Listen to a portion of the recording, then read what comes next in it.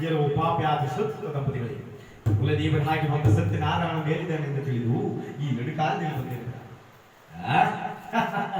ರಾಜ್ಯವನ್ನು ಕರೆದು ಕಾಡಿನಲ್ಲಿ ಬೆಳೆಸಿದೆ.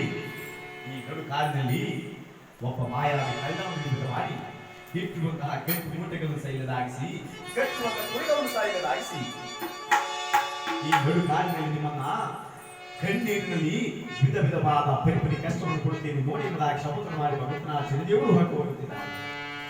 ಆ ಸಮಯಕ್ಕೆ ಸರಿಯಾಗಿ ಮಾಯಾದಿ ಕಳ್ಳವನ್ನು ನಿರ್ಮಿತ ಮಾಡಿ ಬರುತ್ತಿದ್ದಾನಂತೆ. ಮಾಯಾದಿ ಕಳ್ಳವನ್ನು ನಿರ್ಮಿತವಾಗಿ ಬಂದು ಆ ಇಟ್ಟಿರುವಂತಹ ಕೆಟ್ಟು ಮೂಟೆಗಳನ್ನು ಸೈಲದಾಗಿಸಿ ಕಟ್ಟಿರುವಂತಹ ತುರಗವನ್ನು ಸೈಲದಾಗಿಸಿ ಅಲ್ಪ ದೂರದಿಂದ ಸಾಗಿ ಮಾಯವಾಗಿದ್ದಾನೆ. ಮಾಯವಾದವನೇ ಆ ಚಂದ್ರಾಸದೇವಿ ಎಚ್ಚರಗೊಂಡಿರುವುದಂತೆ. ಚಂದ್ರಾಸದೇವಿ ಪತಿದೇವ ಏನಿದೆ 7 ವರ್ಷ ಕಾಲಕ್ಕೆ ಹಾಕುವಷ್ಟು ದ್ರವ್ಯದ ಕೆಂಪು ಮೂಟೆಗಳು ಸೈಲದಾಗಿವೆ, ಕಟ್ಟಿರುವಂತಹ ತುರಗವು ಸೈಲದಾಗಿವೆ.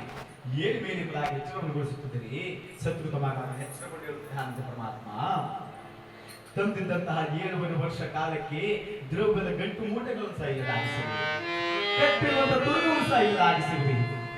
ಈಗ ನಾವು 7 ವರ್ಷಗಳ ಕಾಲ ಈ ನಡು ಕಾರಣದಿಂದ ಯಾವ ರೀತಿಯಾಗಿ ಕಷ್ಟವನ್ನು ಪಡೆಯುವ ಪರಮಾತ್ಮ ಶನೇಶ್ವರ ಎಂಬುದಾಗಿ ಭಗವಂತನಿಗೆ ಯಾವ ರೀತಿಯಾಗಿ ನಮನ ಮಾಡುತ್ತಾನೆ ಪರಮಾತ್ಮ.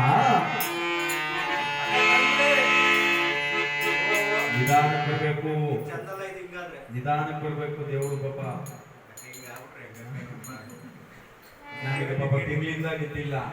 ಯಾರು ನಿದ್ದೆ ಮಾಡ್ತಾರೋ ನೋಡ್ಬಿಟ್ರೆ ನಮಗೆ ಏನೋ ಒಂಥರ ಬಲು ಸಂತೋಷ.